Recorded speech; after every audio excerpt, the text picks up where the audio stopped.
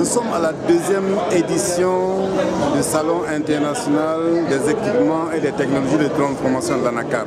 Je dis bien deuxième édition. La première édition a eu lieu en 2014. Et à lancement de cette édition, le Premier ministre a décidé d'institutionnaliser ce salon. Et que ce salon aurait lieu tous les 2 ans. Donc 2014-2016, ça fait 2 ans. Donc nous sommes à la deuxième édition du salon du CETA. Et donc alors, par rapport à la première édition, je peux dire que nous avons fait un progrès qualitatif. En ce sens que la première édition, nous avons eu 11 équipementiers qui sont venus, dont un seul avec des machines, des équipements réels, une chaîne complète de transformation. Et il y a 10 qui étaient venus avec des présentations multimédia. Cette deuxième édition, nous enregistrons 29 équipementiers. Vous pouvez donc mesurer le bon qualitatif que nous avons fait dans la mesure où donc beaucoup d'équipementiers ont commencé à sentir l'importance de ces salons et ont commencé donc à s'intéresser à nos salons. Vous avez pu visiter les différents stands et vous avez vu qu'il y a beaucoup d'équipementiers qui sont venus du Vietnam, qui sont venus d'Inde, qui sont venus de Chine. Le Vietnam et l'Inde sont les 2 principaux pays transformateurs de noix de cajou. Alors, nous sommes, j'allais dire, nous sommes donc dans la dynamique qualitative. Première édition, 11 équipementiers. Deuxième édition, 29 équipementiers.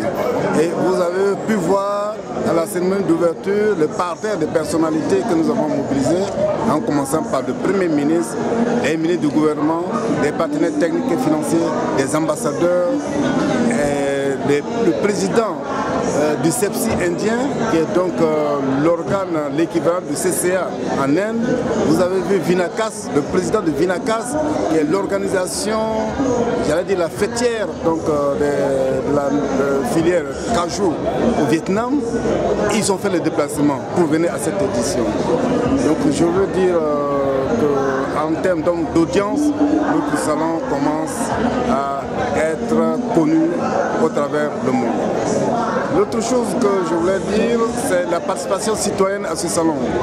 Vous avez vu un certain nombre de producteurs qui sont venus s'inspirer donc des échanges que nous allons avoir, parce que le salon n'est pas seulement qu'une exposition.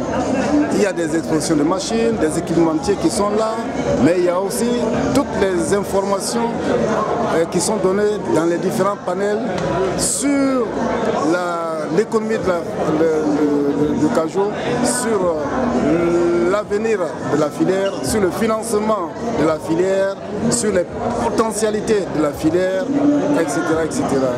Donc je veux dire, ce salon est donc une grande opportunité pour les investisseurs potentiels, pour les producteurs, pour les banquiers, les bailleurs de fonds, de voir les dernières technologies de la transformation de l'ANACAR et donc de porter crédit à tous ceux qui, je parle donc des bailleurs de fonds et des banques, des bailleurs de fonds et des banques, et tous ceux-là, donc de porter crédit à leurs projets de transformation lorsqu'ils se présenteront à leur guichet.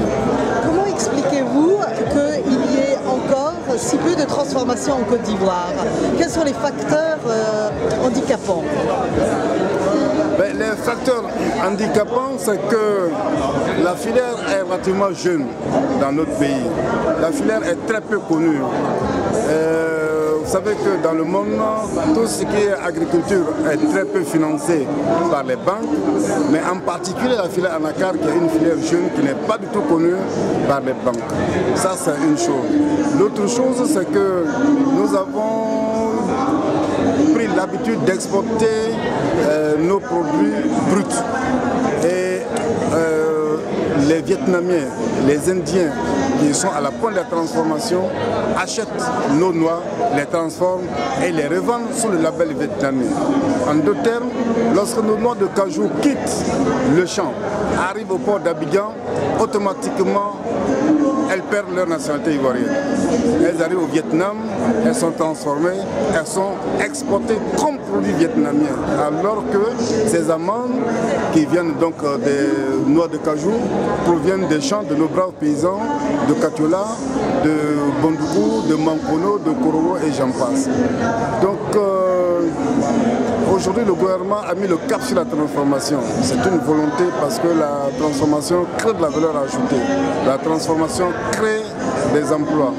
Mais est-ce que le cap s'est mis sur une transformation avec des opérateurs, des investisseurs locaux, ou est-ce que vous souhaitez accueillir des investisseurs indiens, vietnamiens, chinois, qui ont justement tout ce savoir-faire dans l'industrialisation et la transformation de la noix de cajou?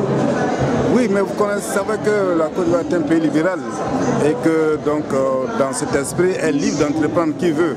Que vous soyez indien, vietnamien, ivoirien, vous entreprenez, il n'y a aucun obstacle à entreprendre en Côte d'Ivoire.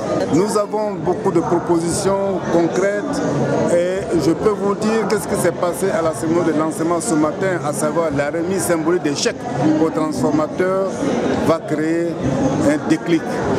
Parce qu'il s'agit pour le gouvernement d'encourager les transformateurs en leur donnant une prime à la transformation. C'est exceptionnel. C'est exceptionnel. C'est à plusieurs égards. C'est exceptionnel pour une économie libérale. C'est exceptionnel pour un gouvernement qui a fait la séparation entre le secteur privé et le secteur public. C'est exceptionnel de tout point de vue. Mais le gouvernement veut encourager la transformation et a décidé de donner 400 francs CFA sur chaque kilo d'amandes produit dans les usines en Côte d'Ivoire. Et la remise des chèques aujourd'hui confirme cette volonté du gouvernement. Parce qu'on l'a dit, on a sensibilisé les investisseurs, mais ce sont des saint Thomas. Tant qu'ils n'avaient pas vu, ils n'y croyaient pas. Et je peux vous dire aujourd'hui, cela va créer un déclic et un engouement certain pour la transformation de la carte. Et j'ai des amis vietnamiens, indiens qui me disent, si ça c'est vrai, nous allons nous installer en Côte d'Ivoire. D'ailleurs, je suis en train de chercher un terrain à Boaké et dès lors que les 400 francs seront une réalité, je construis mon usine. Je peux vous dire, d'ici le CETA 2018, nous aurons beaucoup d'unités de transformation ivoiro-ivoirienne, ivoiro-indienne, ivoiro-vietnamienne. Et ce qui est intéressant avec l'industrie de la noix de cajou, c'est que les transformateurs décident d'installer les usines sur le lieu de production. Voilà, dans le milieu de production de la noix de cajou. Et donc vous aurez des usines à Séguéla, vous aurez des usines à Korogo, vous aurez des usines à Katiola, là où aucune autre industrie ne prospère.